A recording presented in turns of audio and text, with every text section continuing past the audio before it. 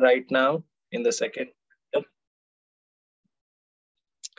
In the second chapter, we are discussing the second section, which is Sankhya or Gnana, where Lord Krishna is presenting the arguments against Arjuna's first reason for not fighting. What was the first reason for not fighting? Any of you remember? Compassion, yes, compassion on the bodily platform.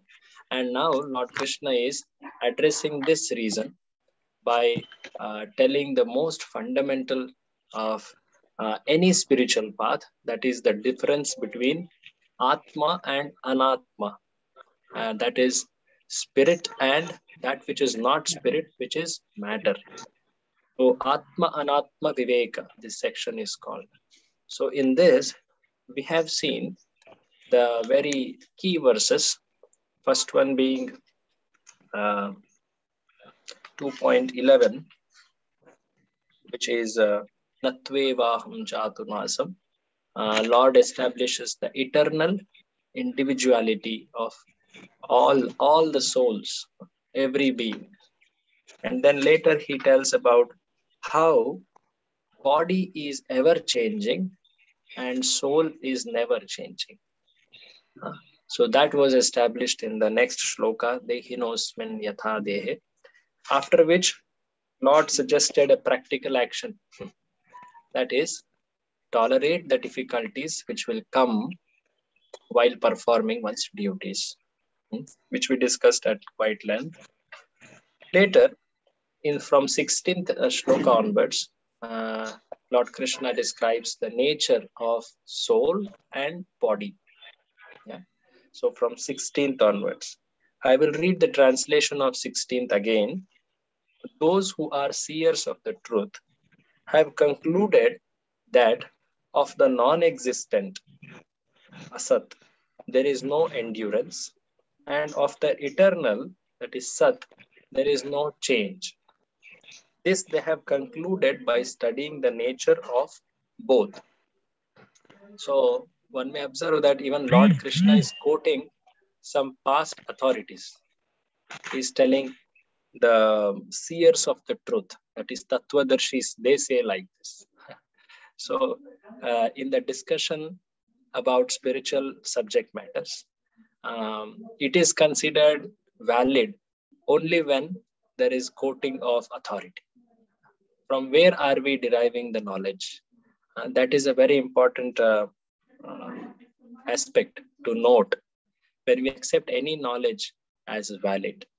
So here Lord Krishna himself is quoting, what is the need for him to quote? He can directly say it, but he says that this is what is concluded by the sages or the Tattvadarshis.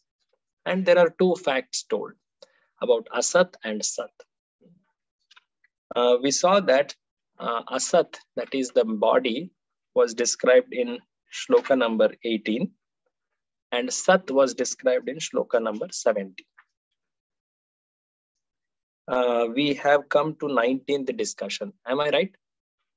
Any of you can confirm? Yes, Prabhuji. Yeah. Okay. So 19th one we just read last time. I think our Santosh Prabhu had a question in which was answered by Prabhupada in the Purport. I read the translation of it. Neither who thinks the living entity the slayer, nor he who thinks it slain is in knowledge. For the self slays not, nor is slain. Slay means to kill. So neither the soul or Atma is the subject of killing or object of killing. Means it doesn't kill anyone, nor does it get killed by others. So in that sense, the Atma is, is not affected. It doesn't cause killing on a bodily platform, and it doesn't act cause effect on the bodily platform, and it doesn't get affected by others' action on bodily platform. So now from text number 20 onwards, we are now going ahead Lord Krishna tells about how soul is unaffected by any changes. It doesn't undergo any changes like matter or like the body. The body which we have undergoes changes. We all know that there are 6 changes which the body undergoes. Living body, the body with the soul inside. It undergoes 6 changes. Any of you can list very famous fact we all hear.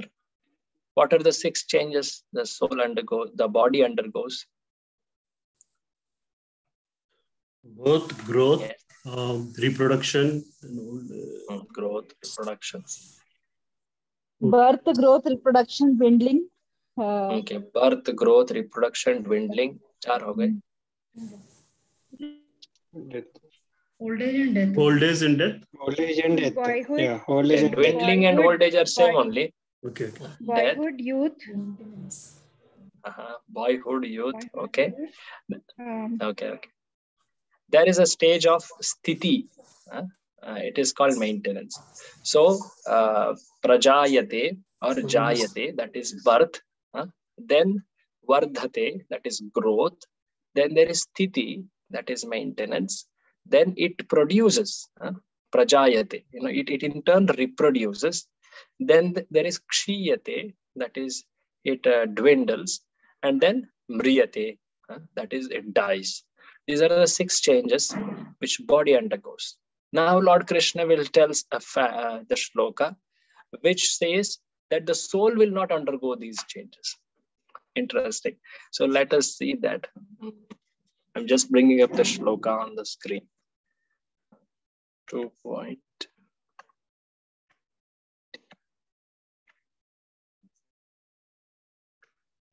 न जायते म्रियते वा कदाचिन् नायं भूत्वा भविता वा न भूयः अजो नित्यः शाश्वतोऽयं पुराणो न हन्यते हन्यमाने शरीरे. Who is reading today? Shall I read, Prabhuji? Okay, Padma Mataji can read translations. Yeah. For the soul, there is neither birth nor death at any time. He has not come into being, does not come into being, and will not come into being. He is unborn, eternal, ever existing, and primeval. He is not slain when the body is slain. So, Srila Prabhupada, in the very beginning part of the purport itself, he clarifies this, that the soul does not undergo changes like the body. Like in the earlier one of the purports we saw, spirit soul is eternally a fragmental portion of Supreme Lord, which comes in later one of the shlokas, Amsha, Mamai Vamsha Jiva Loke, Amsha. So he is eternal. He is eternally a fragmented part, and yet he is dependent on the Lord. That's why sometimes the relation is made as if he is the source. The Lord is the source, and Jiva is dependent on the source. But eternally he is separated. One cannot question when was the time when soul became separated, or the supreme absolute truth produced jivas or like that. No, eternally they are fragmental portions. So this is little, it appears to our intelligence little contrary, but we should know that eternally fragmented part of Supreme Lord. That's why we sometimes, Prabhupada uses the word part and parcel. So there is both part of it. So here, Prabhupada is telling, soul does not undergo changes like the body. What are the changes? He himself mentions. The body undergoes 6 kinds of transformations. Birth from the womb, remains for some time, grows, produces some effects, dwindles, and at last vanishes into oblivion. Yeah, but the soul does not take birth, so does not die. In this translation itself, it's very evident. Soul does not become old as the body does. The soul does not produce byproducts like the body does, you know. So body develops because soul is present, but soul does not reproduce. Therefore, the soul is free from the changes of the body. One can see that line at the end. So Prabhupada quotes a similar verse from other Upanishad. One can see this, that Lord Krishna uses the words or verses which are also there in other Upanishads. It's reconfirming that Bhagavad Gita is talking, it is giving the essence of all Vedic literatures, quoting from different sections of Vedic literatures.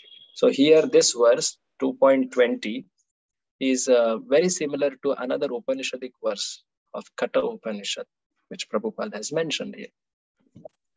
Now below, Prabhupada mentions that how do we perceive soul in the body? How do we perceive the soul in the body?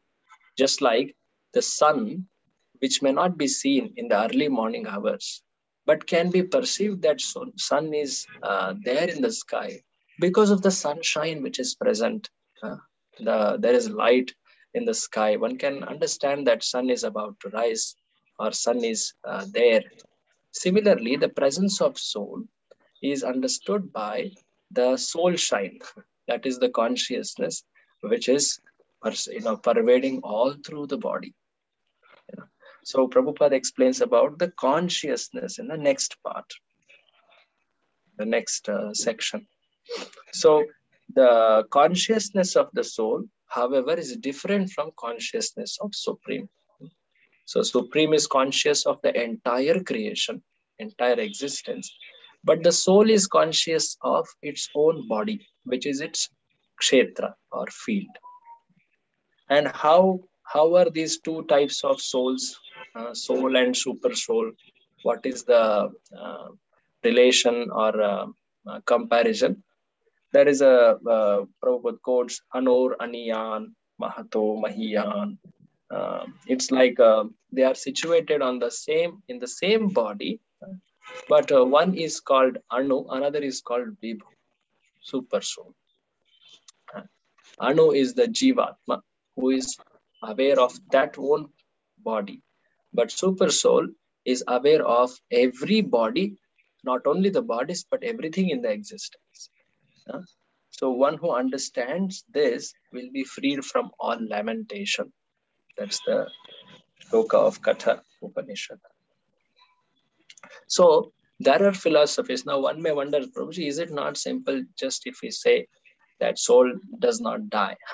Because if something doesn't take birth, then it doesn't die also. Is it not? But there are strange, wrong philosophies which say that soul takes birth at a point of time, and after that it lives forever. There are certain flavors like that. Or soul, they don't accept, some wrong philosophies don't accept existence of soul like Buddhism, but they do accept that something keeps reincarnating. So that's why they focus on getting liberated from this dualities. So there are so many shades of wrong philosophies, and Lord Krishna is trying to say for all of that soul doesn't take birth, doesn't die, doesn't grow, doesn't come into existence at one point, doesn't reproduce, like that. All that qualifiers Lord Krishna is adding. So let's go to the next shloka, text number 21. Veda vinashinam nityam ya enam ajamavyayam katham sa purusha partha kam ghatayati hantikam. Read. Oh Partha, how can a person who knows that the soul is indestructible, eternal, unborn, and immutable kill anyone or cause anyone to kill? Hare Krishna. So, one who knows Veda, what does he know? Avinasha, that the soul is avinasha. It is Nitya. It is Nitya means eternal. Aja, unborn. Avyaya. Avyaya means one which doesn't get destroyed. Vyaya means something which gets destroyed or muted. Immutable, avyaya. One who knows this, then how can such a person kill anyone or cause anyone to kill him or like that? So basically what it means is one who understands the qualities of soul, how can he think that he is killing the other person or someone is killing him? You know, there is this famous philosopher of Europe, Socrates. Yeah, Prabhupada quotes him, Socrates, telling that he was a Atmagnani because he came by his philosophical contemplation. He came to understand that we are not this body, but we are something beyond this body. And he also came to understand it is soul. That was the realization of his. So Prabhupada in his conversations, especially in a book, in a series of conversations with one devotee, I think Shyam Sundar Prabhu or Hayagriva Prabhu, he explains that how this is a valid realization, but it is not complete realization. So someone who is even by observation can come to understand that we are not this body, we are something which is beyond this body. And some call it soul. Once Prabhupada went to a school and to explain that we are not this body, he called one child. And then that child came and then he showed him, okay, tell me, what is this? He showed his own hand, that boy's hand. And that boy lifted and told, yes, it's my hand. Then he took one pen from his pocket and he told, what is this? This is my pen. Actually, Prabhupada had called one of the brightest students of the class. He asked, who is the most intelligent student? Come here. He came very proudly. And then Prabhupada asked these questions. And then he told, what is this? This is my head. Okay, then like this he was asking and he asked, so where are you? You are telling this is my hand, my head. Then where are you? Means when I call myself body as my body or my hand, that means I own the hand or the body. So there is something which is owning the body or the hand. So where is that? So Prabhupada would ask, and that boy became a little confused. And then he sent him, and Prabhupada explained that, yes, we are not this body. This body belongs to us. We are not the body. So who are we then? We are the owners of the body. And we are spirit souls, Atma. So Prabhupada's very logical, very simple presentation of how we are not the body, but we are soul, even to school children. So Prabhupada was very amazing in his presentation of Krishna consciousness. Like this. So point is, even by a little thoughtfulness, little philosophical contemplation, people can come to understand that we are not this body. We are owners of the body and we exist beyond the body. We don't get destroyed when the body gets destroyed. So that's one fact. Yeah. So one who knows the nature of soul will never think that he is killing or he is harming the other person as a soul. No, that is not the understanding. So like this, Lord Krishna is explaining. Prabhupada in the purport, he says, yes, such a knower of the soul will not think that he is destroying the other soul. But at the same time, he will utilize the violence when it is necessary. Now, this knowledge of soul doesn't make a person indifferent or doesn't make a person passive the society. What it means, Prabhupada here is explaining, everything has a proper utility. See this? Mataji, can you read this? It's a very important section. Yeah. Everything has its proper utility, and a man who is situated in complete knowledge knows how and where to apply a thing for its proper utility. Similarly, violence also has its utility, and how to apply violence rests with the person in knowledge. Although the justice of the peace awards capital punishment to a person condemned for murder, the justice of the peace cannot be blamed, because he orders violence to another person according to the courts of justice. Shall I read? Enough. That's enough. So, the knowledge of the soul should not make a person indifferent or irresponsible in discharging his noble duties according to scriptures. So one should, if necessary, use violence, which is actually harming the body. It is not harming the soul, but at the same time, if it is necessary, one should use the violence, like this justice of the peace. Justice of the peace, he is awarding some punishment to a person who has committed some crime. Now he is awarding the rule. He is just following the law, and he is ordering that let that criminal be punished. Sometime may be given some punishment or death sentence or life, whatever like that. Why is that done? There is a deeper understanding there. Prabhupada explains in Manu Samhita, the courts say that a murderer, if he is not subjected to punishment, especially a death punishment, has to be given. If it is not given, then he will suffer more in the future. Knowing this, the king's duty for the benefit of that criminal is to give him death punishment. Yeah. So one should not show here, how can I award him some violence?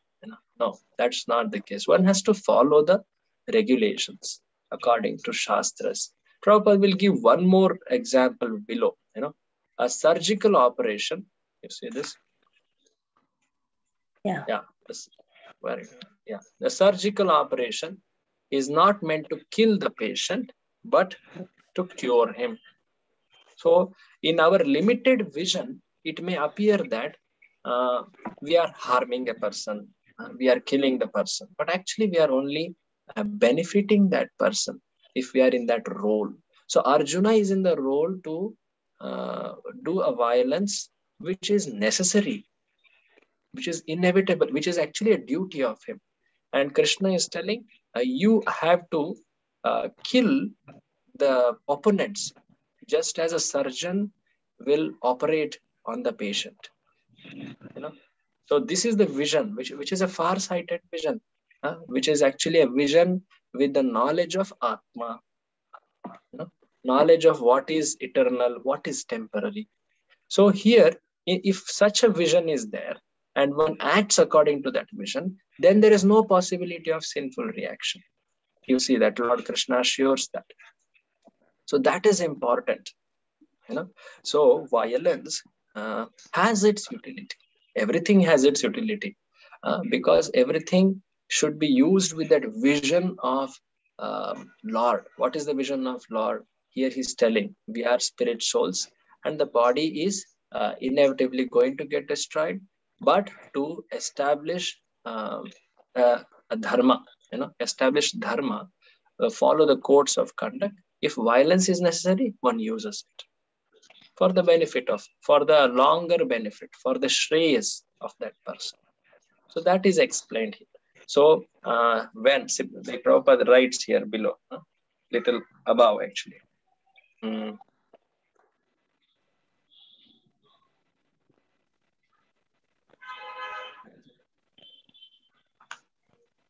Therefore, the king's punishment of hanging a murderer is actually beneficial. Similarly, when Krishna orders fighting, it must be concluded that the violence is for supreme justice.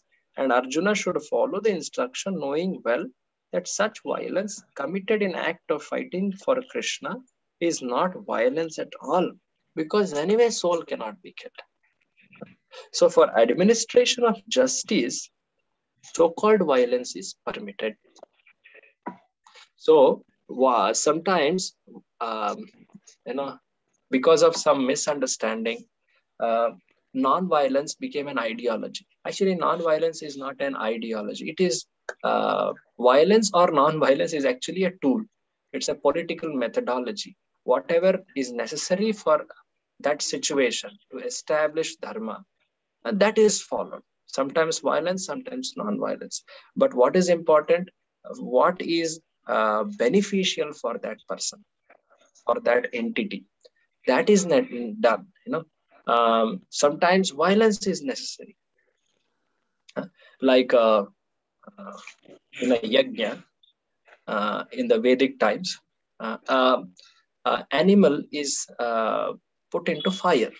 Now one may say this is violence, but if we carefully see what is happening to that animal, as we hear usually, that animal is going to get a fresh body. It is going to get a fresh body as a result of put in the yajna. That sense, the animal is getting benefited. He's becoming progressive in his journey of towards eternity.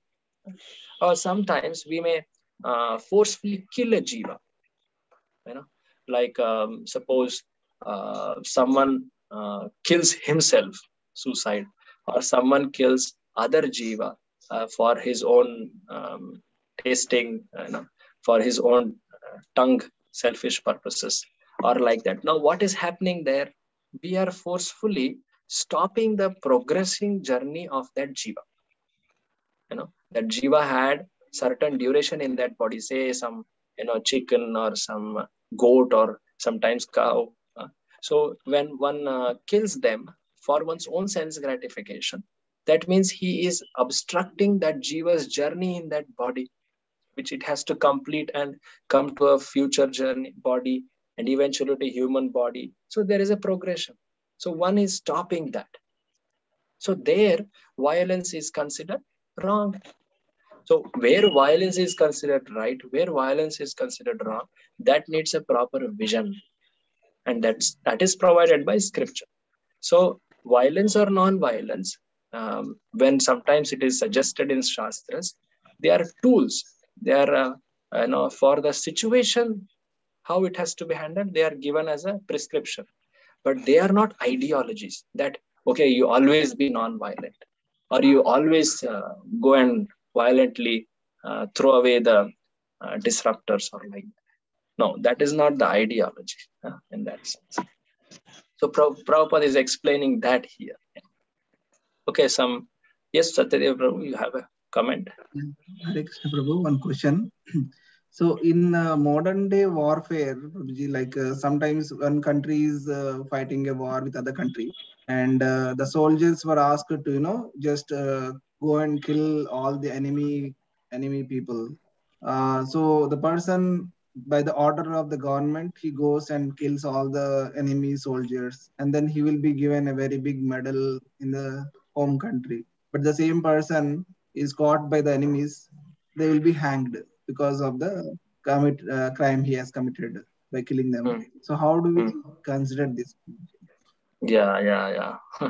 Yesterday there was one in the last session there was one similar question, but this also has a additional aspects. So when a person in the Vedic system, let us consider Vedic system first. In a Vedic system, when a soldier is following his king, even if the king is wrong, but because soldier is following the authority of the Vedas ultimately, so he will eventually be promoted in his journey. That is one aspect. And there is also some reaction which will come because he is aiding the selfish motive or injustices which the king is doing. There is that aspect of it also which is coming. Now both aspects are there. So that's why in the aparadharma, that day we were talking about paradharma and apara dharma, two dharmas, you know. So apara dharmas, there is always several layers of them, and they come into conflict. So how to resolve them is a very difficult question. You know, how do we resolve apara dharmas when they come into conflict with each other? Just like last time I explained about how Arjuna here is in a conflict, being a warrior, at the same time being a member of a Kuru family. There are these two dharmas of his which are in conflict. Dharma Sankata, it is called. So such kind of situations will keep coming at material platform. It cannot be very efficiently resolved. The only dharma where there could be such wonderful reconciliation is paradharma only. You know? So when a person renders that activity for the pleasure of Lord, or when he comes into that knowledge that yes, I am doing it for pleasing the Supreme Lord. Sometimes he might be at the side of a wrong, you know, like at a wrong side, but still Lord, understanding the intention and the circumstances, will give him a better promotion in that sense. And he will be saved from such complex network of reactions in that case. So to tell in summary, there will be such conflicts in dharmas, you know, in Vedic times also, and more so in modern times, because where there is no Vedic authority being followed. So there will be conflicts between, because duty for some will be perceived as encroachment or a perpetrator by someone, and due to which they will be harmed. So this kind of conflicts will be there at the material platform. So only way to benefit oneself or the mood of properly doing duty is to connect it to Supreme Lord, and that will award some spiritual promotion in the journey. In that sense, that's how I understand provision. Anyone else would like to add or comment? It's a good question. Prabhuji, it is for one nation. It is good if because they have to kill the soldiers of other country because they are encroaching or something like that. If they don't understand that it is not their quota or it is their quota, then it is correct. But those people, the opposite party will think that it is their quota and we are encroaching. Then it is good for, it is correct for them also, like that. Correct. Yes. That's so that the perception of what is right and wrong is very relative in material platform. You know? That's always there. That's correct. Yeah. Yes, Prabhuji. I would like to add something. Yeah. What I want to say is just what you said just now, that in material platform, it is very relative. So what is right for one will always be wrong for the other, because there is a jurisdiction into picture. So obviously what for India, this person is a Paramveer, but or for one country, he is a Paramveer, but for the other country, he will be a enemy, obviously. So that and the Vedic system, which is a universal law of the God, should not be we should not consider both. First of all, there is no scope of comparison. Because whoever it is, he is performing his own duty awarded by his roles and responsibilities.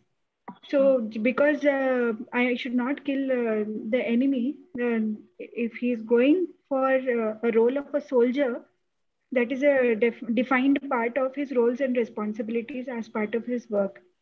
So one who is conscious does not want to do that, then should not go for that kind of a role, but that is a necessity also for the country to have some people there. So it is conflicting, obviously, because it is in the material platform, and there will be conflicting roles and responsibilities. Intentionally hurting somebody and want to hurt somebody, probably then it might come into picture. It's all on the intention and thought process, probably. That's my guess. Yeah. Actually, this specific aspect about the material duties is coming in the next section from verse number 31 onwards. So Anyway, as Mataji is told that it's very relative duties on the material platform. So it will be confusing, Prabhuji, in one sense. So one cannot resolve them efficiently in that material platform alone. So that's why we see sometimes Vritrasura, who is a very elevated soul, fighting against Devatas. One may wonder why. He's a great devotee, why he has to fight. In one vision or one perspective, he is following the duty of leading the asuras. That explanation also is given by acharyas. So, but he is doing it with full faith on Lord. Sometimes even more than the leader of Devatas, that is Indra. So he gets promoted spiritually. So first thing is, by our actions, we should be aligning with the laws of God, that is Vedas. And second, by our intentions, we also should align with the will of the Lord. So both are there, but first comes actions at a practical side. So we should first understand what are the laws given by Lord in the Vedas, in the Bhagavatam and Bhagavad Gita, which is for Gaudiya Vaishnavas, and then try to follow them in actions first. Let us not assume that I will be playing a role in a completely opposite side or like that. So we have that choice first. So let us do proper actions at our side, make proper choices and do proper actions, and try to align the next step, that is our intentions. So that is how we can take it at a sadhaka level, in that sense. Is that okay? Some Hare Krishna, Prabhuji. Yeah. Yes. Lalit Mohan. Yeah. Prabhuji, regarding that, what you say, it's a very relative, according to this, what you say, warfare and all. That everything is relative with respect to the warfare. Am I audible, Prabhuji? Yeah, some break is happening in your voice. Repeat, Prabhu. Okay, I'll just, post class, I will ask this personally, Prabhuji. Leave it, Prabhuji. Okay, take. Okay, so after telling about this, the nature of the soul, now Lord wants to tell that the bodily changes are inevitable. So Arjuna may think that, you are telling about that Bhishma and Drona will get fresh bodies, new bodies, younger bodies in future life. But in this life, they are going to get pained. So what about that, O Krishna? Then Lord Krishna explains the next shloka.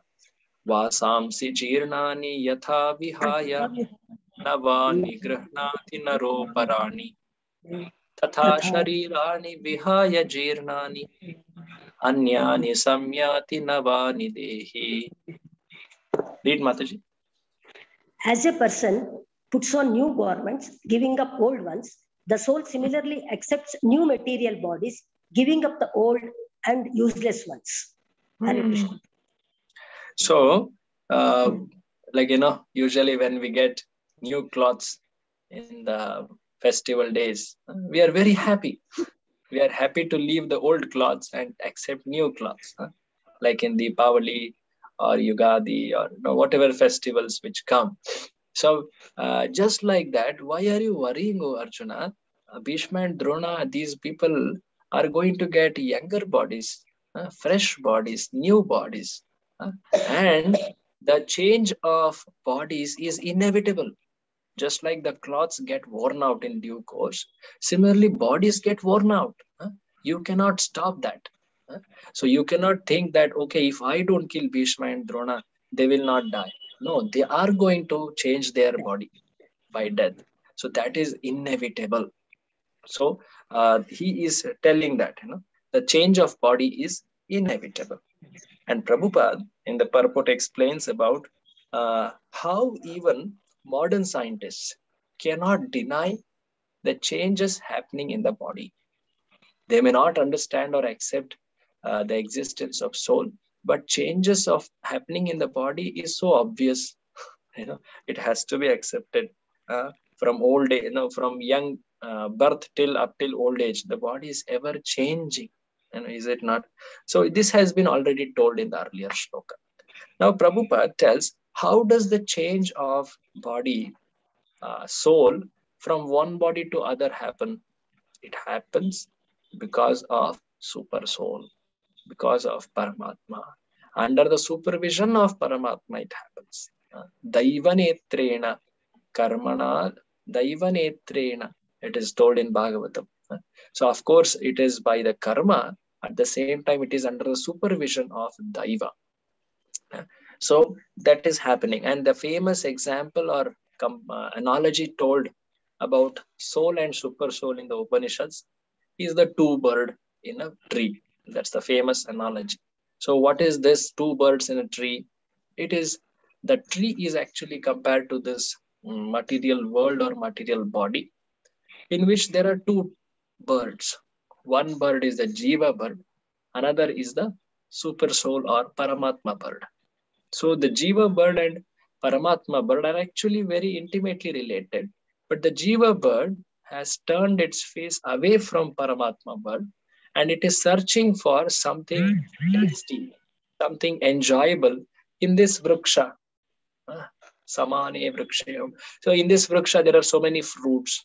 The fruits of the phala, karma phala is there, which this, the bird, Jiva bird is busy enjoying the fruits, karma phala, different, sometimes sweet, sometimes bitter.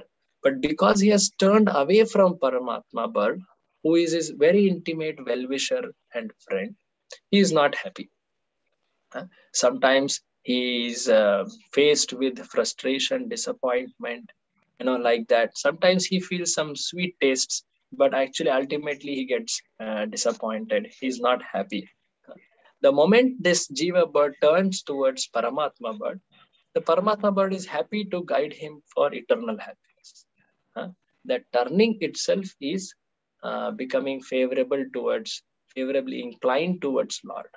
That is bhakti. So this is how Upanishads explain. So you can see that shloka Prabhupada says, Samane vrikshe purusho nimagno anishaya shochati muhyamana. In the same vriksha, this purusha means the enjoyer bird is nimagna. Pura nimagna hai khane mein, kya khane mein?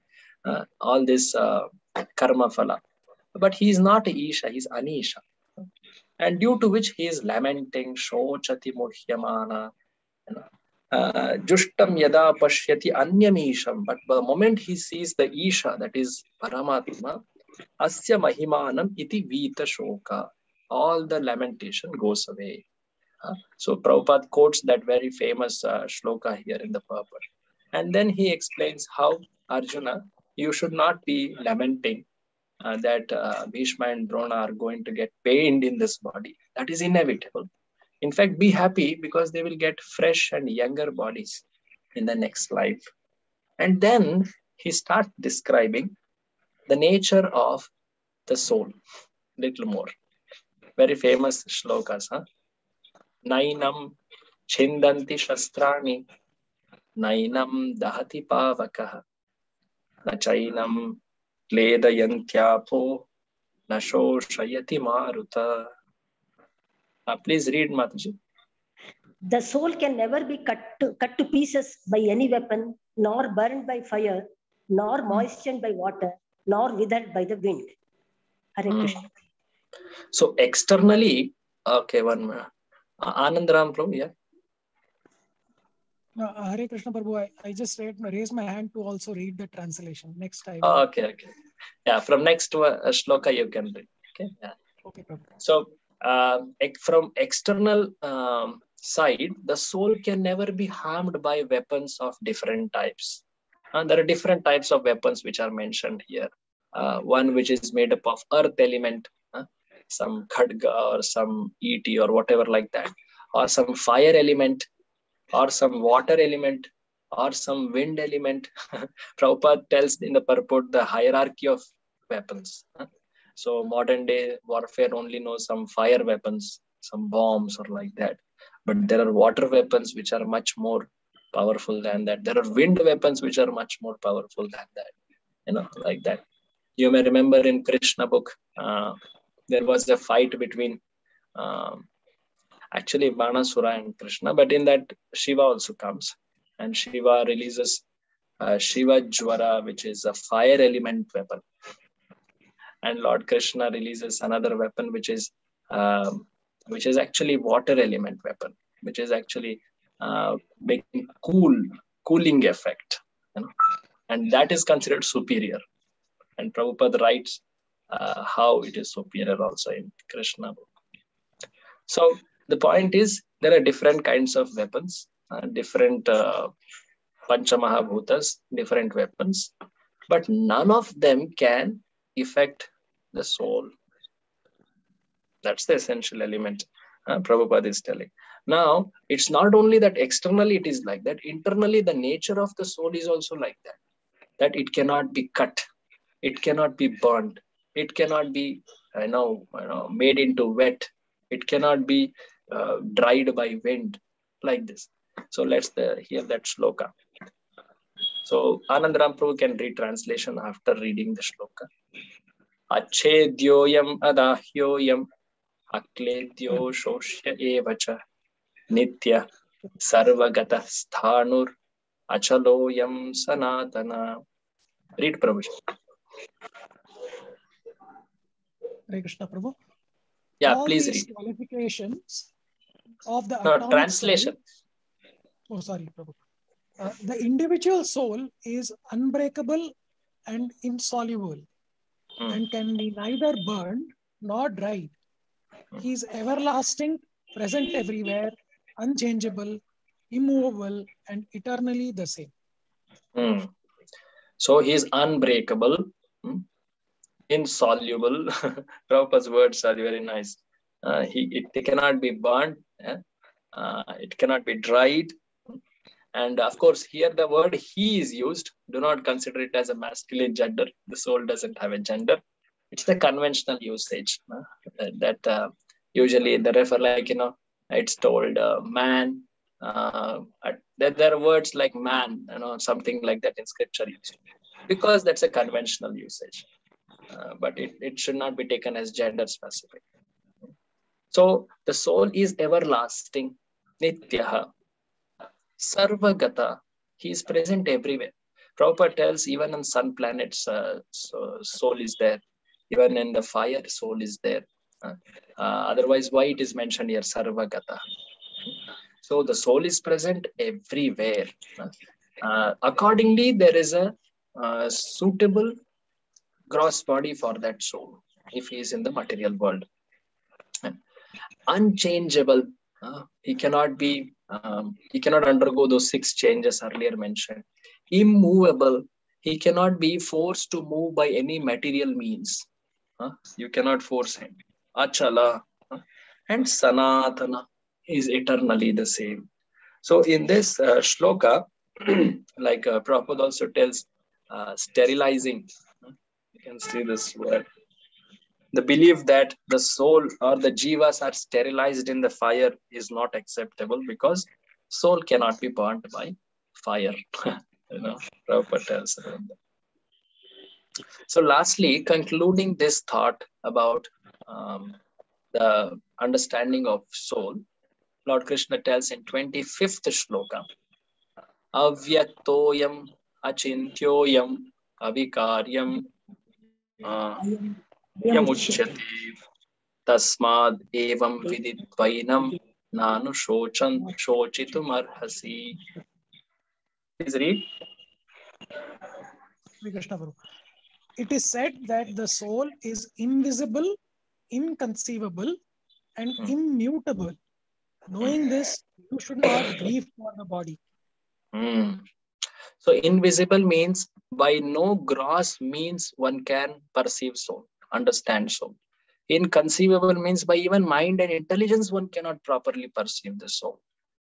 So Prabhupada writes in the purport below that the magnitude of the soul. Earlier, you see, Prabhupada had told about 1/10,000, the tip of the hair and all.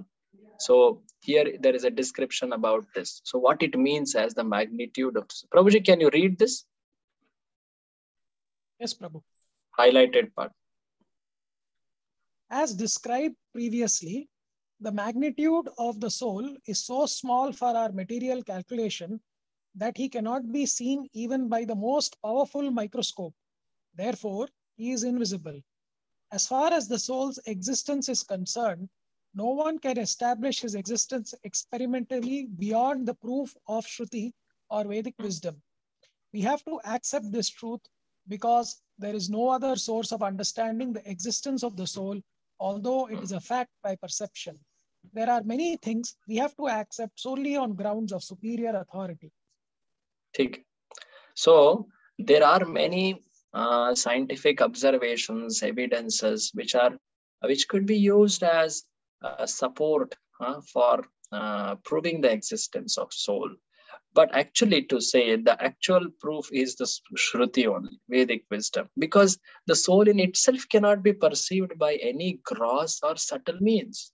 You know, like here it's mentioned, avyaktoyam, achintyoyam, and avikaryoyam. Avikarya is unchangeable, immutable. So one can never understand about soul, perceive the soul by either gross or subtle faculties. You know? So in that sense, the only source or proof for existence of soul is Shruti, Vedic wisdom. And Prabhupada establishes the importance of it. Just like mother is the source of knowledge for the child, similarly, the Vedas are the source of knowledge for all of us conditioned souls. That's a very important, basic, step in spiritual path, acceptance of right authority of knowledge. So Prabhupada explains that. And later, this concept of repeated, so there is some repetition which is happening here in the description of soul. How do we understand that? That is explained here. Let us read that. Yeah. You can see this here. Please read. Okay. This concept is repeated in the Vedas in different ways just to confirm the stability of the conception of the soul. Repetition of something is necessary in order that we understand the matter thoroughly without error. Especially the fact that soul is different from super soul is repeatedly told in the Vedas, because so that that conception is more fixed, more stably situated, fixed in the consciousness or understanding of the reader. So repetition is necessary, which should not be seen as a burden, but it's necessary to make it clear. In fact, Srila Prabhupada repeated this knowledge so many times, is it not? Because he would say, I want to say more, but first let us try to understand this basic fact of spiritual life, that we are not this body, we are spirit souls. So Lord Krishna, so far, he explained the true understanding, the Vedic understanding of eternality of soul and inevitable destruction of the body in many ways. Now, being a very expert guide, he now takes the other side. Okay, if you think, let's see that. Let's read the translation after this look. Atha chainam nityajatam nityam va manyase mritam tathapi tvam mahabaho nainam shochitum arhasi. Read, Prabhuji. If, however, you think that the soul or the symptoms of life is always born and dies forever, you still have no reason to lament, O mighty armed. O mighty armed. If even you accept the wrong understanding that at one point there is birth and then soul dies. Soul takes birth and soul dies. Even if one accepts this kind of understanding, still you don't have any reason to lament, O Arjuna. How is this? So why Lord Krishna is telling this? So an expert, convincer, whatever you say, he takes all the sides of thinking and then he presents its subject matter. Like suppose when we want to tell about any aspect of truth, then while presenting it, we include the parapaksha within our presentation and say, okay, even if you think this is the case, still this is the fact, like that. So that is a very expert presentation of any subject matter for that matter. So here Lord Krishna is telling, the point is you should not lament, you should perform the duty. Okay, this is the true understanding about body and soul. According to this, you should not lament. Now, even if you take parapaksha, that means, okay, soul takes birth and dies. Still, you don't have to lament. Lord Krishna is presenting the argument like this. So why is that so? Let's see the purport. Prabhupada says there are two types of philosophers. One is called Lokayatikas and Vaibhashikas. These both are not having proper conception of soul. Lokayatikas especially think that the soul originates because of some material combination in a particular material setup, like the modern science says about chemical evolution of life. So Prabhupada often told, in fact, he wrote a book called the famous book, Life Comes From Life. To defeat this wrong philosophy that life doesn't come from matter, life comes from life. So this is the wrong philosophy, which the followers of that are called Lokayatikas. And then Vaibhashikas, Prabhupada tells in the next this thing, that the Vaibhashikas think that the soul dies along with the body. So these are the two wrong philosophy followers, we can say. But even in that case, so if soul is born out of material combination, then what difference it makes if it is killed? Because it's anyway material combination, which is going to just merge back into its origin of matter. Now, if the soul doesn't have a rebirth, or it doesn't have an existence beyond the current body, that means Vaibhashika Tattva, then how does it matter? Because anyway, there is no future life. So why to worry about sinful reactions and so-called other worries? So just perform the duties. Lord Krishna is trying to give that argument. At the same time, if we carefully see, there is a word called Mahabahu used. So it is meaning to say that, oh, Arjuna, I know that you will not follow this wrong philosophy. You are a mighty armed person, Mahabahu. Your intelligence also is good. But for the sake of argument, here it is present. in like that. So that is the argument which Lord presents. Even if one considers soul is born at a point of time, or the soul dies with the body, still there is no reason to lament.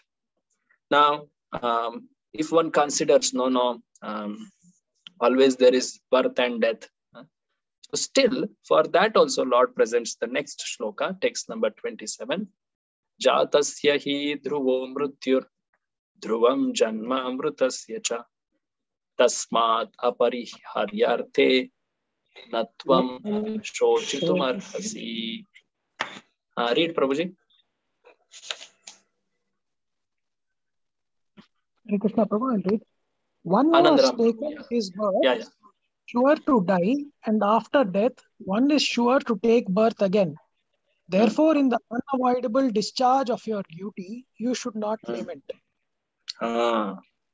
So, everyone is going to die. Whoever has taken birth has to die. And whoever dies will surely take birth again. So, but the duties are unavoidable.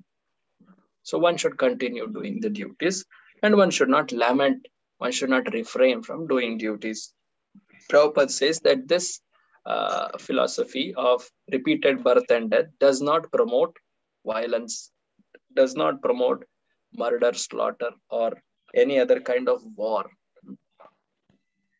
But at the same time, sometimes, as we earlier saw, violence and war are a necessity in situations where adharma has gained upper hand. So for that, to establish dharma, they could be used.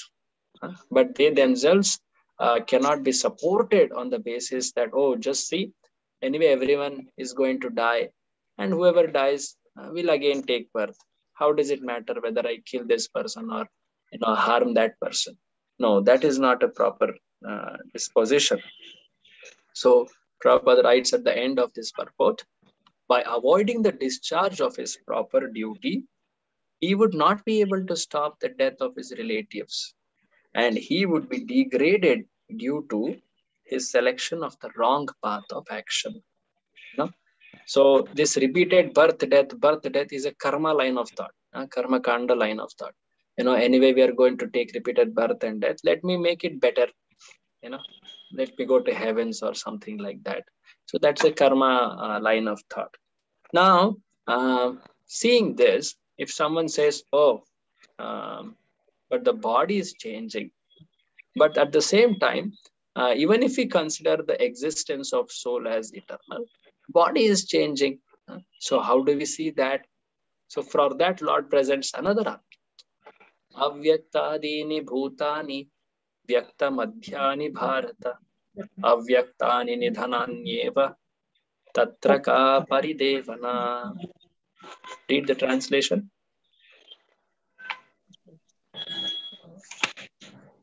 The translation is not seen yet. All created beings are unmanifest in their beginning, manifest in their interim state, and unmanifest again when annihilated. So what need is there for lamentation? So surely the soul is eternal, but the body, it gets worn out and destroyed, and at one point of time it again comes into shape. It is like manifest, unmanifest, prakata, aprakata.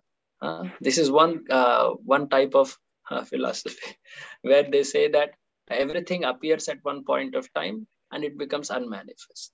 And this is a cyclic phenomena. Manifest, unmanifest, manifest, unmanifest. Just like Prabhupada says, somebody may think a building. The building, before the building has started or the work has started, there is just some mud and some elements lying around. But at one point of time, using those elements, there is a big building which comes up. And maybe in due course of time, after some years, it may fall apart and it again merges into the earth element. It becomes unmanifest. So unmanifest, manifest, unmanifest, manifest. So this is how the material creation also, is it not? That Mahavishnu, he manifests and unmanifests. This is the nature of the creation. But at the same time, the energy or the ingredients are conserved. So there is no need to lament. It's just that at one point of time, the manifestation is happening. They are coming into our vision.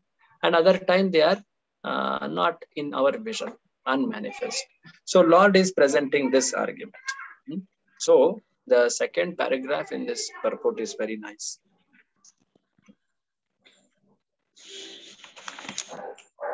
This is like the Prabhupada is giving a conclusion here.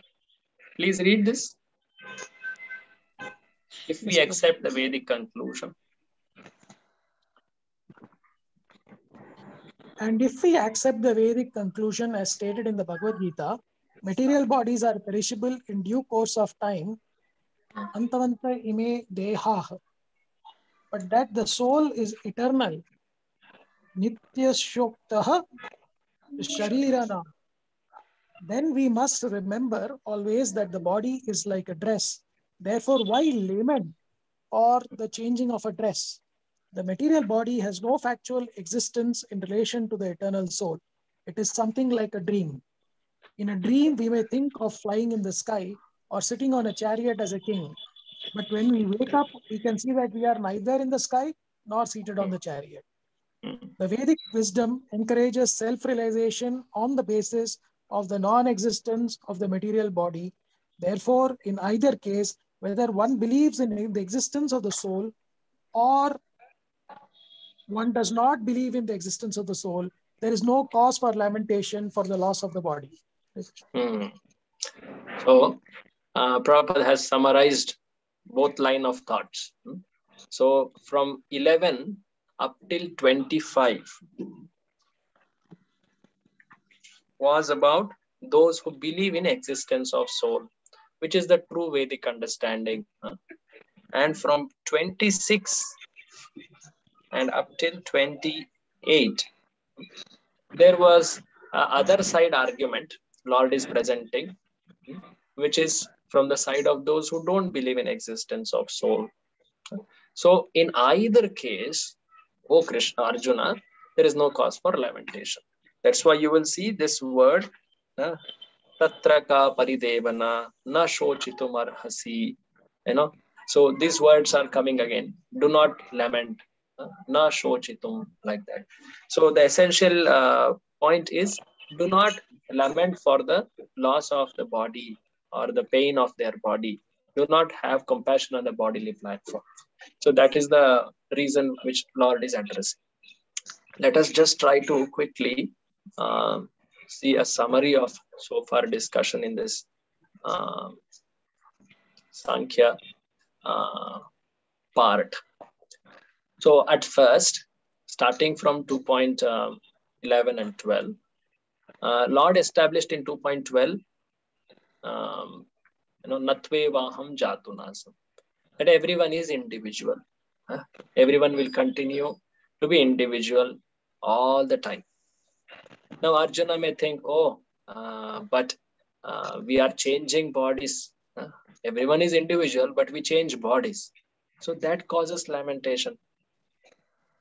But Lord says, change of body is very natural. You see, I'm just reading the sentences here. This I took from one of the guidebooks. It's a very nice compilation.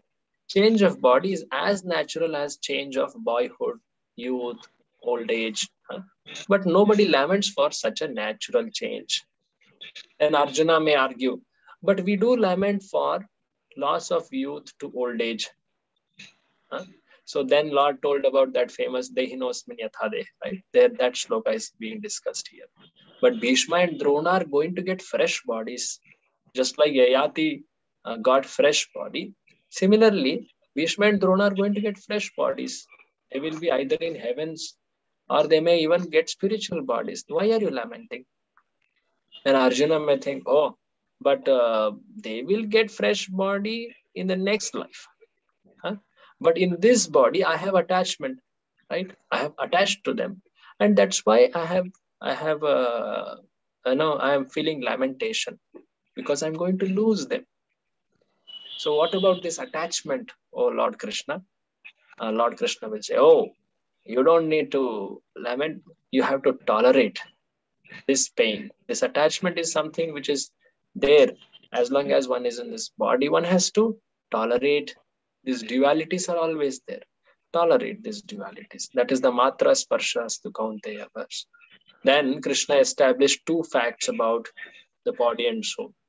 That soul is eternal, body is temporal. Soul is never changing, body is ever changing. It's temporary.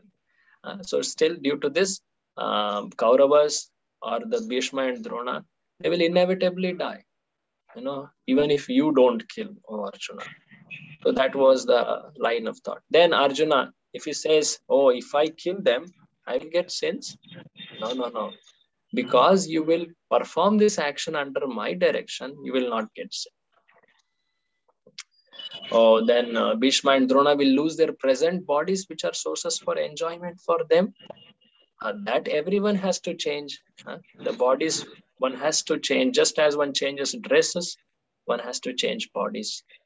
They will get fresh bodies. In fact, they will be happy in the next life. And then he told that the soul cannot be harmed by any material arrangement, any weapon. And even if one thinks that there is no soul, still Krishna told that there is no reason to lament, because if you consider them as source originated from chemicals, then they are just loss of chemicals. If you think that soul doesn't have rebirth, then why fear about future reactions? Like this, Lord has presented very expertly arguments from both the sides for the one conclusive action, that do not lament. That's a very clear point about the flow. He is very clear in his presentation. What is the purpose for which he is speaking this? So that was this one line of thought. Secondly, I also wanted to show this.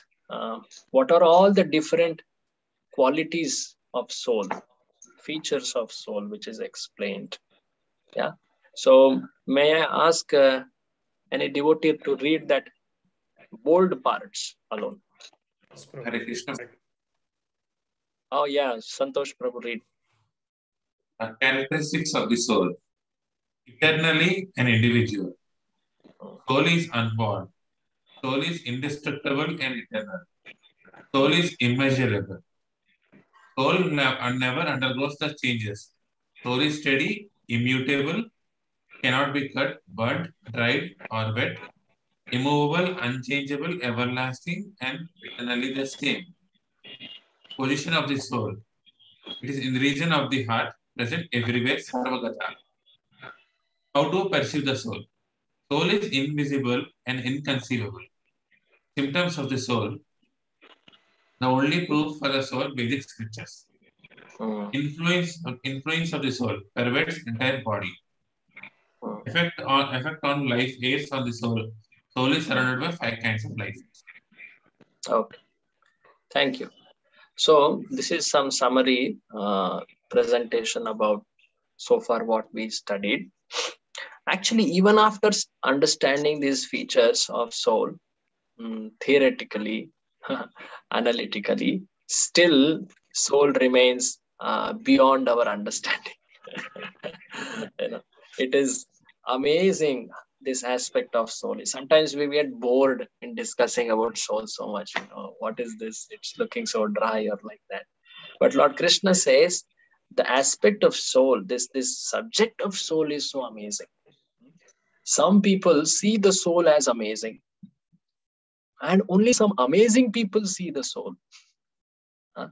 And the soul itself is amazing. There are three explanations given for this. So that is the next shloka, that is verse number 29, wherein Lord himself expresses amazement about this soul.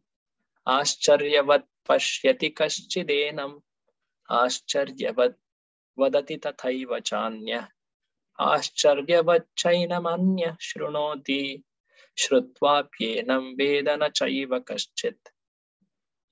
Read, Prabhuji, translation.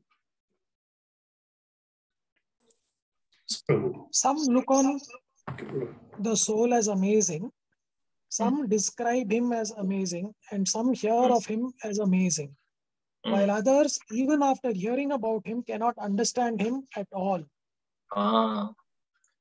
So, though there is so much of description about soul in the Shastras, most of the people don't perceive or don't understand it. And the Shastras, they themselves say that until a person comes to this Atma Tattva, there is a shloka in Bhagavatam in Rishabhadeva's instructions, which Prabhupada quotes, Parabhavastavad abhodajata yavanna jignasata Atma Tattvam.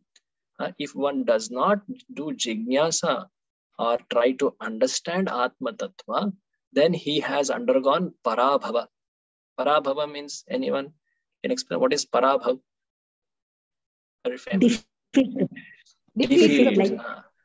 Defeat. So one may do so many things, so many achievements, accomplishments in life, but if he doesn't understand Atma Tattva, then whatever he has done is a defeat. It's explained like that. So Atma Tattva is something which has to be inquired in human body. That's a first step in human life. Athato Brahma Jignasa. Inquire about spirit. Brahma means spirit in general. So inquire about it. So if one doesn't do, then his human life is a defeat. Whatever one may earn, gain, do things and all, it's a defeat. So Prabhupada explains that who are the people who don't understand soul. You may refer to that below. Men with the poor fund of knowledge, who are not austere, they cannot understand about soul. Owing to gross material conception, most people in this age, they cannot imagine how such a small soul can become both great and small. Like that day I was telling that one soul which is of similar constitution size spiritually, it animates an elephant, it animates an amoeba, it animates a tree, it animates different kinds of jivas. Something which is in sun planet, in earth planet, all that. So how is it that this one small soul, a subtle soul, is animating, is making this bodies move? That is not understood. People cannot even imagine. They don't even dare to think about it. Forget about even trying to inquire more about it. They don't think about it also. Why is that? Because they are illusioned by material energy. People are so engrossed in subject of sense gratification that they have very little time to understand this question. Even though it is a fact that without this knowledge, it is ultimately defeat for them. I'm reading Prabhupada's purports. You may refer to that. So little below, Prabhupada also says, even if somebody endeavors to understand about soul, there are so many, misunderstandings which may come in the way. That is, people may think soul and super soul to be same. Super soul to be some ultimately coming from some impersonal form into which soul merges and loses its individuality, like that. So it is very, very difficult to or rare to come to the proper understanding of spirit soul. Prabhupada also writes below, at the same time, it is more difficult to find a man who has actually derived full benefit from knowledge of soul and who is able to describe the soul in different aspects. But if someone is able to do it, then one's life is successful. So like that Prabhupada says. So what is the easiest way to understand this tough subject matter of Atma Tattva? Prabhupada says, just accept the words of Lord Krishna in Bhagavad Gita as it is. Accept the devotional path, devotional service. I was just, when I was reading this, I was thinking about one pastime in Srimad Bhagavatam. You see, one of the classic pastimes which comes in 9th canto is Ambarish Maharaj and Durvasa Muni. So Ambarish Maharaj, he is cent% engaged in Krishna consciousness by his actions, by his words, by his even thoughts. That famous verse about Savai Mana Krishna Pada Ravindayor. That shloka is there, where he is engaging all his mind, his limbs, senses in Krishna's service, even his thoughts. And because he is so fully engaged, he has realized this Atma Tattva so naturally, you see. And due to which he doesn't have lamentation or fear at the bodily level. At the other side, there is this great sage Durvasa Muni, who is very realized in the knowledge. He is not a devotee. He is not considered as a devotee here, actually. He knows about all these intricacies of Sankhya, all this Gnana Marga, everything. He is in fact a great tapasvi, is it not? And he knows about soul theoretically. But what is his realization about it? When Durvasa Muni endeavors to curse Ambarish Maharaj, what was his reaction? Lord Krishna says later to Durvasa Muni, when you cursed him, he did not budge an inch.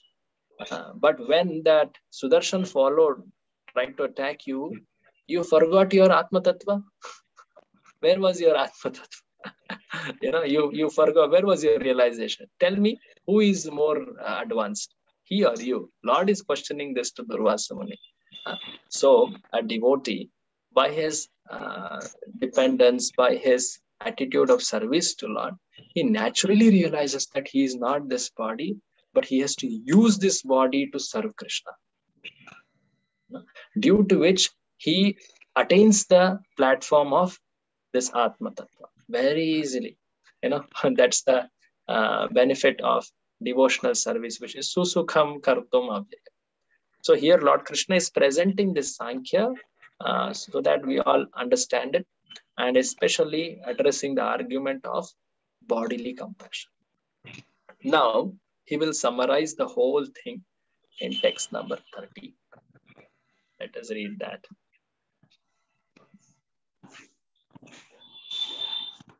Dehi nityam avadhyoyam dehe sarvasya bharata tasmat sarvani bhutani natvam shochitum arhasi. Please read. O descendant of Bharata, he who dwells in the body can never be slain. Therefore, you need not grieve for any living being. See the Prabhupada's purport. Lord now concludes the chapter of instruction on the immutable spirit soul. So now he has given many features, how soul is immortal and body is temporary. So Arjuna, being a fighter, should not abandon his duty. On the authority of Lord, he should continue fighting. That's the essential advice. So from here, there is a change in the theme. Text number 31. So far we have seen the theme number 2. You might remember these themes. It's good to know. Text number 30 till 30 is the second section or theme, which is actually Sankhya or Gnana, which is addressing the compassion argument. Now comes the next theme, which is Karma Kanda. Okay, Arjuna, you are fearing that you will not, how will you enjoy? You will not have any inclination to enjoy. You will not get enjoyment after that battle. That's what your argument is. But actually, by doing the duty of fighting, you will enjoy. Whether you win or lose, you will enjoy. You will be happy. So that is the argument Lord Krishna will give in the third section, which is Karma Kanda. So Karma Kanda is the first application of understanding of difference between body and soul. When a person understands that he is different from body, then he thinks, okay, that means I keep taking body. So I need to do something so that in my future body, I will be happy. So what can I do? So that's the first one step, application, immediate application of understanding the difference between body and soul. It is Karma Kanda. So one has not yet reached the outside material world. One aims for enjoyment within the material world, but on the platform of temporary nature of material world or temporary nature of material body. He wants to keep taking a position where there could be higher and higher enjoyment. That is the Karma Kanda consciousness, which will come from text number 30. So at this point, I want to pause. Any comment or any questions so far?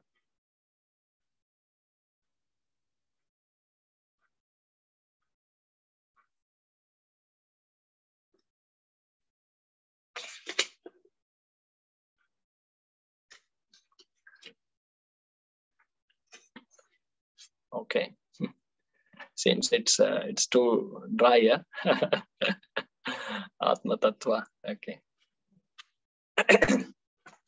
So now we are going to text number 31. Let us read from here. Swadharmam api chavekshya navikampitum arhasi dharmyadhi Yuddha Shreyonyat Kshatriyasya na vidyate. Yes, Prabhu, read. Yes, Prabhu. Considering your specific duty as a Kshatriya, you should know that there is no better engagement for you than fighting on religious principles. And so there is no need for hesitation. So you are looking for enjoyment and you think that you will not enjoy even if you win the battle. But I say that if you fight on the religious principles, then you will enjoy. That is your duty and that will give you the highest enjoyment in this material world. Following one's duties are actually the enjoyment in this material world. That's what Lord will present here. So that is to start with. Let's go ahead. Yadrichaya chopapannam swargatvaram apapratam sukhina kshatriya partha labhante yuddhamidrisham. Some other devotee can read from here. Anyone else? Hare Krishna, Prabhuji. May I read? Yes. Charanya Mataji. Yes, read. You want me to read the translation or the shloka, Prabhuji? Translation. On the screen it is there. O Partha, happy are the Kshatriyas to whom such fighting opportunities come unsought, opening for them the doors of the heavenly planets. So here there is a description about Swadharma. So Prabhupada tells a description about this in the earlier purport. It's a very important purport. In fact, it is also there in your course handbook. What is this Swadharma? So let's read this as it is. Mataji, can you read this paragraph? There are two kinds of Swadharmas. There are two kinds of Swadharmas, specific duties. As long as one is not liberated, one has to perform the duties of his particular body in accordance with religious principles in order to achieve liberation. When one is liberated, one's Swadharma specific duty becomes spiritual and is not in the material bodily concept. In the bodily conception of life, there are specific duties for the Brahmanas and Kshatriyas respectively, and these duties are unavoidable. Such Swadharma is ordained by the Lord, and this will be clarified in the 4th chapter. On the bodily plane, Swadharma is called Varnashrama Dharma, or man's stepping stone for spiritual understanding. Human civilization begins from the stage of Varnashrama Dharma, or specific duties, in terms of the specific modes of nature of the body obtained. Discharging one specific duty in any field of action in accordance with the orders of higher authorities serves to elevate one to a higher status of life. Hare Krishna. Thank you. So, as Prabhupada explained here, that there is Swadharma. There are two types of dharmas when we are in conditioned state. Actually, originally we are spirit soul. So there is one dharma, that is soul's dharma. But now, because we are in a conditioned state, we are spirit, but within a matter engagement. We are spirit soul, but within the material body. And this material body is not just gross covering. There is mind, intelligence, and ego. So there is dharmas for this material body, and there is dharma for spiritual part. So dharma for the spiritual part is paradharma, which we earlier also discussed. And dharma for the material body, Prabhupada explains here, is varnashrama dharma. So when we call swadharma, what is the swa compare? What is the swa indicating? If the swa is indicating soul, that means the swadharma becomes devotional service or paradharma. But if the swa is indicating our conditioned state, that means there are varnashrama dharma also. And that varnashrama dharma is actually ordained by Lord himself. What are the duties? What are the responsibilities? How one should take up to what position? All that is explained by Lord. And that should also be followed according to Shastras. So that is Prabhupada's explanation here. So when one takes up Varnashrama Dharma, it should be according to a person's physical body, mind, intelligence, and even ego also. So that's why sometimes we say psychophysical nature, So that's what it means, Varnashrama Dharma. So Varnashrama Dharma is more about performing one's duties according to psychophysical nature than classifying people. The emphasis is about situate oneself in the state which is more natural for that psychophysical entity, the mind and the body all, but render the duty according to it. Connect it to Krishna and render duty. Purify it and then connect it to Krishna and advance. That is the emphasis. So here Lord Krishna is telling, oh Arjuna, you have a duty. Your inclination is a Kshatriya inclination. Your birth is in a Kshatriya family. Your activities were of Kshatriya nature. So now you have a duty of being a Kshatriya. So you should fight. And by following this duty, you will elevate. Prabhupada made that statement at the end. Discharging one specific duty in the field of action in accordance with the order of higher authorities serves to elevate one to higher status of life. So the emphasis is that there is gradual elevation. When a person follows Varnashrama Dharma and follows his duties very nicely, which include actually Krishna consciousness. There is connection to Krishna consciousness in true Varnashrama Dharma. It is not something separate. In fact, the goal of Varnashrama is Krishna consciousness, is it not? So when one follows Varnashrama duties properly, then naturally he gets elevated. He will come closer and closer in realization about Supreme Lord. So in that sense, one should follow one's Varnashrama Dharma. So now Lord is telling here, Arjuna, that you follow your Varnashrama. You are of a Kshatriya Varna. You should follow that. That's the emphasis here. Okay, so I think we are already late today. We will meet again in the next session and we will complete this. So today we saw, we completed the Lord's presentation about Sankhya, which is addressing the argument of compassion. And we just started with the third section, that is Karma Kanda, which is addressing the next reason, that is enjoyment, loss of enjoyment. That's the reason. Okay, thank you very much. Any concluding comment or question before we end? Okay. Today is Kartik Purnima, the last day of Kartik month. It's a day when Lord Krishna performed Rasa Yatra. And it's also the day when Chaitanya Mahaprabhu, after a great desperation and wait, he reached Vrindavan on Kartik Purnima day. So it's a special day. Devotees may offer Damodar prayers, the last prayers maybe for this year. Thank you very much. I will conclude here. Hare Krishna. Srimad Bhagavad Gita ki jai. Srila Prabhupada ki jai. Hare Krishna Prabhuji. Hare Krishna Prabhuji. Dandavad Pranam. Anandram Prabhu, you have a question? No?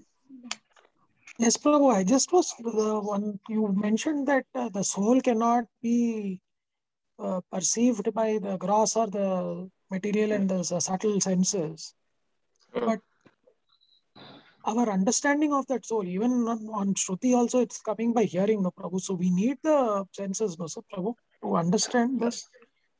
Correct. Yeah. So there are three pramanas: Pratyaksha, Anumana, and Shabda. So if Pratyaksha Praman, which is our sensory perception, and Anuman Praman, which is our mental perception or intellectual perception, if both are in alignment with Shabda Praman, they can be accepted as proper methods of knowledge. So when we are trying to understand here, say Shabda Praman, we are hearing, right? We are hearing through our ears. So one may say it is Pratyaksha Praman only, no? I'm trying to gain knowledge through my ears. Correct. It is true. But what are we hearing? We are hearing a valid source of knowledge. Is it not? So in that sense, it is Shabda Praman only. Okay. So otherwise, apart from Gnanendriyas, what else is there for us to understand knowledge? We have to gain whatever we understand through Gnanendriyas only. But it is in alignment with Shabda Praman, with the Vedic statements, Vedic knowledge. So it is Shabda Praman only. It is considered as Shabda Praman. Is that clear? Very clear, Prabhuji. Thank you, Prabhuji. Thank you. Hare Krishna. Srila Prabhupada ki jai. Hare Krishna, Prabhuji.